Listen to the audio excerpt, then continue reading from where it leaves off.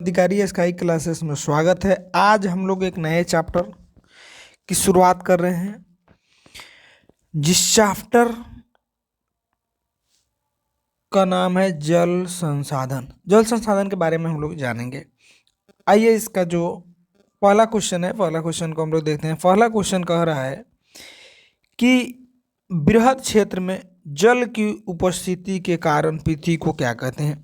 तो याद रखिए, पृथ्वी को नीला ग्रह कहते हैं। क्यों? क्योंकि पृथ्वी पर 3/4 भाग पर सिर्फ जल है। तो जल के यहाँ अधिकता होने के कारण पृथ्वी को नीला ग्रह कहा जाता है। नेक्स्ट सवाल, 2 नंबर सवाल है आपका। ये कह रहा है इनमें से किस नदी को बिहार का सुख कहा जाता है।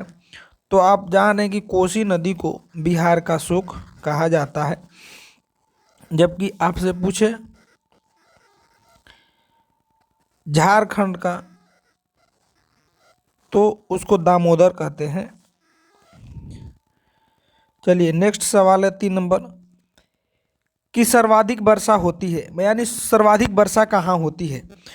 तो सर्वाधिक वर्षा पूरे भारत में सबसे ज़्यादा जो वर्षा होती थी पहले चेरापूंजी में होती थी, लेकिन अब मासिनराम जो कि ये जगह है मेघालय, चेरापूंजी भी मेघालय में है और मासिनराम भी मेघालय में, यहाँ सर्वाधिक वर्षा होती है। कौन सा जगह पर जी? मासिनराम। ठीक है। नेक्स्ट सवाल 4 नंबर कह रहा है कि प्राणियों के शरीर में कितना प्रतिशत जल की मात्रा निहित होती है। तो किसी भी प्राणी के शरीर में 65% जल की मात्रा होती है, जबकि पेड़ पौधों में कहे तो पेड़ पौधों में 65% से लेकर के और आपका 99% तक जल होता है पेड़ पौधों में, लेकिन मानव में कहे तो 65% जल निहित होती है। 5 नंबर सवाल आपका है, कह रहा है कि बिहार में अति दोहन से किस तत्व का संकेंद्रण बढ़ा है। ये सवाल बहुत ही इंपॉर्टेंट है। बिहार में ही नहीं, बिहार और पश्चिम बंगाल के कुछ क्षेत्रों में जल के अति दोहन से आर्सेनिक, कौन सा? आर्सेनिक तत्व का संकेंद्रण बढ़ा है। वहीं आप राजस्थान और महाराष्ट्र का पूछे कि राजस्थान और महाराष्ट्र में, तो राजस्थान और महाराष्ट्र का याद रखिएगा। राजस्थान और महाराष्ट्र में जल के दोहन से फ्लोराइड की मात्रा में वृद्धि हो गई है। फ्लोराइड की मात्रा में वृद्धि हो गई है। कहाँ जी? राजस्थान और महाराष्ट्र में। लेकिन ये चूंकि बिहार के संदर्भ में पूछ रहा है तो बिहार में इसका आंसर आर्सेनिक होगा। अगर पश्चिम बंगाल का पूछता तो भी आर्सेनिक ही होता। 6 नंबर सवाल कह रहा है कि किस बांध को भारत का मंदिर कहा था। किसने? देश के कौन से बांध को, देश के बांधों को किसने भारत का मंदिर कहा था। तो याद रखिएगा, उस समय के तत्कालीन प्रधानमंत्री पंडित जवाहरलाल नेहरू ने, किसने? पंडित जवाहरलाल नेहरू ने बहुउद्देशीय परियोजना का, जब दामोदर घाटी बहुउद्देशीय परियोजना का शिलान्यास करने गए थे तो उसी समय इन्होंने कहा था बांधों को भारत का मंदिर। हो गया इसका आंसर क्लियर। नेक्स्ट सवाल 7 नंबर कह रहा है कि कुल जल का कितना प्रतिशत भाग महासागर में निहित है। याद रखिएगा, ये 96.5 नहीं, 97.5% भाग जो कि आपका महासागर में है, जो कि लवणीय है, नमक वाला है, खारा है, जो पीने लायक नहीं है। चूंकि इसमें ऑप्शन है ये नहीं है, इसको हम 97.5 बना देते हैं। 97.5 इसका सही आंसर होगा। ठीक है। 8 नंबर सवाल कह रहा है कि राष्ट्रीय पेयजल मिशन सबसे पहले कितने जिलों में प्रारंभ की गई। तो शुरुआती में 55 जिलों में कार्य कर रही थी। कितना जिलों में जी? 55 जिलों में। 9 नंबर सवाल कह रहा है कि पृथ्वी पर पीने लायक मीठा जल, आपको बताया कि 2.5% ही पीने लायक है, अब बाकी 97.50 ऐसा है जो पीने लायक नहीं है। तो इसका आंसर होगा ऑप्शन नंबर ए। 10 नंबर सवाल आपका कह रहा है कि भारतीय पेयजल मिशन कब प्रारंभ की गई। तो ये 1991 ईस्वी में प्रारंभ की गई थी और 55 जगह पे प्रारंभ की गई थी। 11 नंबर सवाल आपका है कि देश में सिंचित कृषि क्षेत्र का प्रतिशत कितना है, और ऊपर जाने दीजिए। इसमें देश में सिंचित कृषि क्षेत्र का प्रतिशत कितना है, तो 38% पर सिंचित कृषि की जा रही है फिलहाल। 12 नंबर सवाल आपका कह रहा है कि कुल उपलब्धता जल पीने लायक जल कितना है। आपको बताइए कि पीने लायक जल मात्र 2.5% बचा हुआ है, बाकी 97.50% जो जल है वो महासागर के रूप में महासागर में स्थित है, जो पीने लायक नहीं है। हमारा पीने लायक मात्र 2.5% जल है। 13 नंबर सवाल कह रहा है कि नर्मदा घाटी परियोजना कितने राज्य को लाभ मिलती है, तो इसे 3 राज्यों को नर्मदा घाटी परियोजना से लाभ मिलती है, जिसमें आपका एक मध्य प्रदेश है, दूसरा आपका है गुजरात और महाराष्ट्र का कुछ एरिया में होकर जाता है ये। फिर 14 नंबर सवाल कह रहा है कि दिल्ली में हौज खास का निर्माण 14वीं शताब्दी में हुआ था। कब हुआ था जी? 14वीं शताब्दी में। याद रखिएगा, हौज खास का निर्माण 14वीं शताब्दी में हुआ था। 15 नंबर सवाल कह रहा है कि विश्व के कुल जल का कितना प्रतिशत महासागर में पाया जाता है। अभी बताए थे आपको 97.5, ये 96.5 है, जो कि आंसर इसका गलत है, 97.5 होना चाहिए। 16 नंबर सवाल करता है राष्ट्रीय जल संसाधन परिषद ने किस वर्ष राष्ट्रीय जल नीति लागू की थी, घोषणा की थी। जल नीति की घोषणा 1987 में की गई थी। कब की गई थी? 1987 ईस्वी में। 17 नंबर सवाल कर रहे चंबल घाटी परियोजना में कितने बांध बनाए गए थे, तो चंबल घाटी परियोजना के तहत 3 बांध बनाया गया था। 18 नंबर सवाल है आपका कि देश की औसत वार्षिक जल उपलब्धता कितना बिलियन क्यूबिक है। याद रखिएगा 1.869 क्यूबिक मीटर है। 19 नंबर सवाल है कि जल कितने प्रकार का होता है, तो याद रखिएगा जल 2 प्रकार का, एक होता है मीठा और एक होता है खारा। ठीक है। विश्व में कुल जल उपलब्धता वर्षा जल का कितना प्रतिशत भारत में उपलब्ध होता है, तो भारत में मात्र 44% जल उपलब्ध होता है। 21 नंबर सवाल आपका कह रहा है कि इनमें से कौन सा जल का स्रोत नहीं है। कुआं भी जल का स्रोत है, नल भी जल का स्रोत है।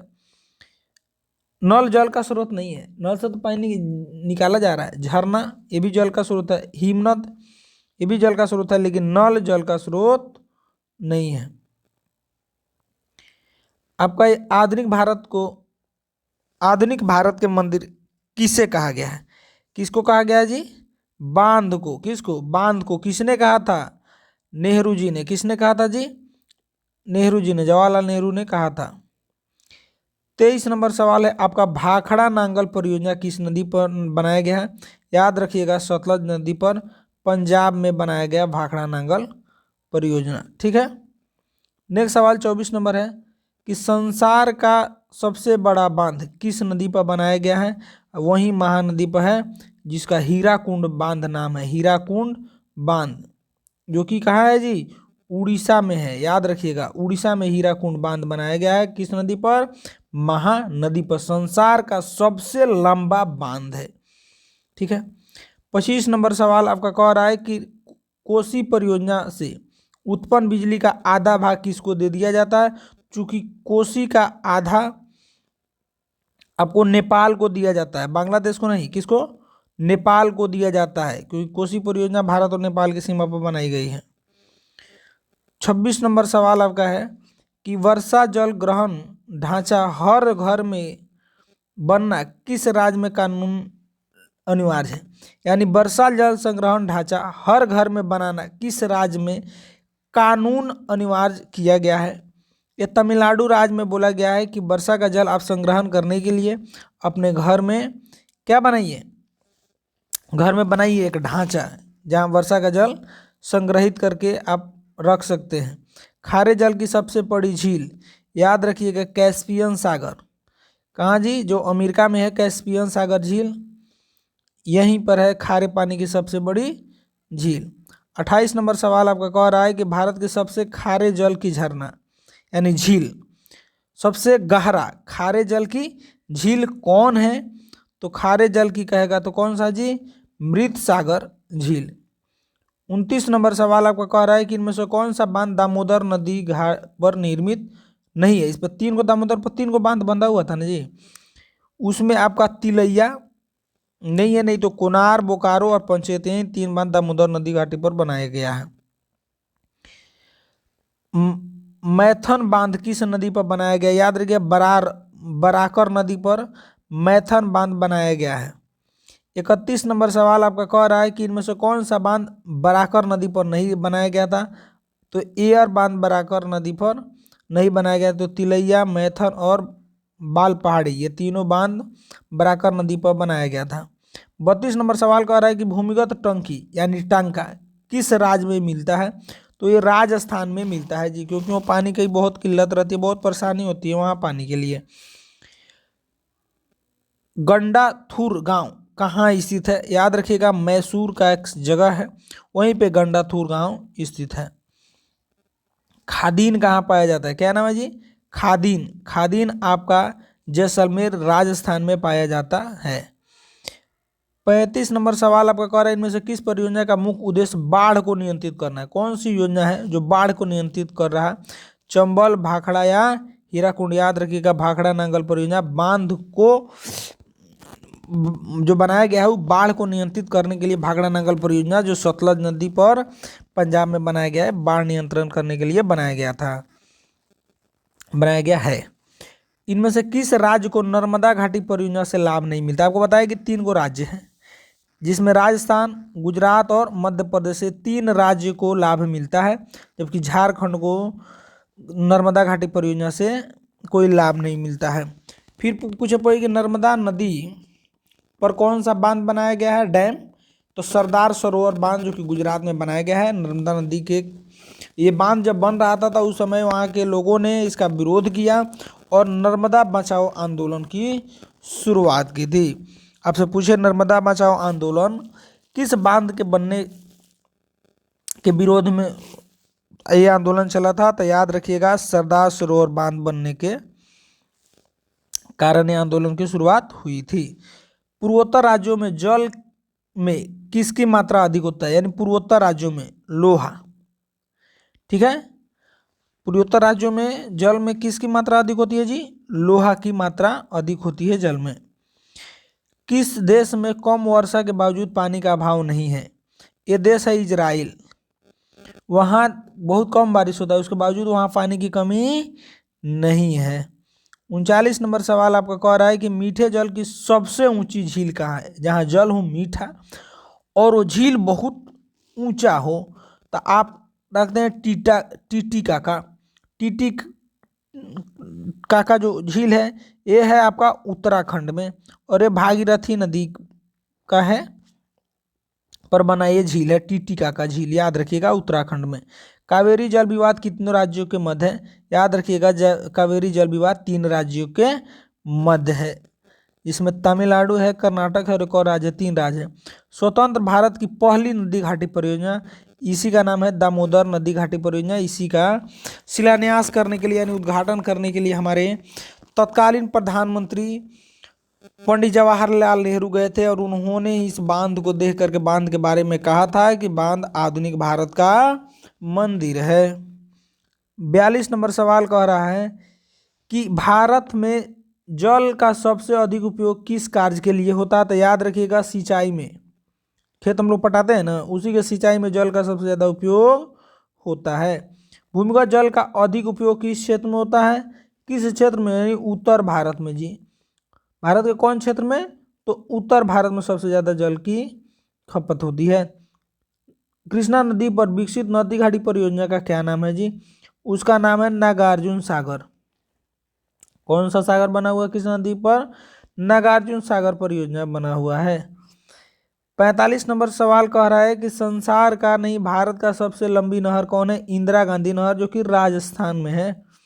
ठीक है, सतलज नदी पर बना हुआ है। भारत में वर्षा द्वारा प्रतिवर्ष लगभग कितना जल मिलता है प्रति व्यक्ति को? भारत में वर्षा के द्वारा मतलब एक व्यक्ति को लगभग कितना जल मिलता है? तो 4000 घन मीटर जल एक व्यक्ति को मिलता है। 47 नंबर क्वेश्चन कह रहा है कि भूमिगत जल का अधिक उपयोग किस क्षेत्र में होता है? भूमिगत जो भूमि के अंदर यानी मिट्टी के अंदर जो जल है उसका उपयोग किस क्षेत्र में सबसे ज़्यादा होता है? उत्तर भारत में, अभी इसको बताया गया था। 48 नंबर कहा जा रहा है कि भारत में जल का सबसे अधिक उपयोग किस कार्य के लिए होता है? तभी बताए कि जल का सबसे ज़्यादा उपयोग सिंचाई के कार्य में किया जाता है। 49 नंबर सवाल कह रहा है कि जल प्रदूषण को रोकने में कौन कारगर नहीं है? तो कौन कारगर नहीं है जी? तालाब में कीटनाशक दवाई छिड़कना। ये जल प्रदूषण को रोकेगा कि बढ़ा देगा? ये बढ़ाएगा, इसीलिए ऑप्शन नंबर डी इसका सही आंसर है। 50 नंबर सवाल कह रहा है कि केरल में सिंचाई की आवश्यकता क्यों नहीं होती है? सिंचाई की आवश्यकता वहाँ क्यों नहीं होती है? वहाँ धान की खेती, वहाँ खेती नहीं की जाती है, वहाँ के लोग मछली पकड़ते हैं, वहाँ करीब सालों भर, वहाँ का कारण है कि वहाँ सालों भर वर्षा होती है, इसीलिए केरल में सिंचाई की आवश्यकता नहीं होती है। यही 50 क्वेश्चन है। Bye bye. अगर वीडियो को लाइक करिए, अगर अच्छा लग रहा है सब्सक्राइब कीजिए, दोस्तों में शेयर कीजिए। Bye bye.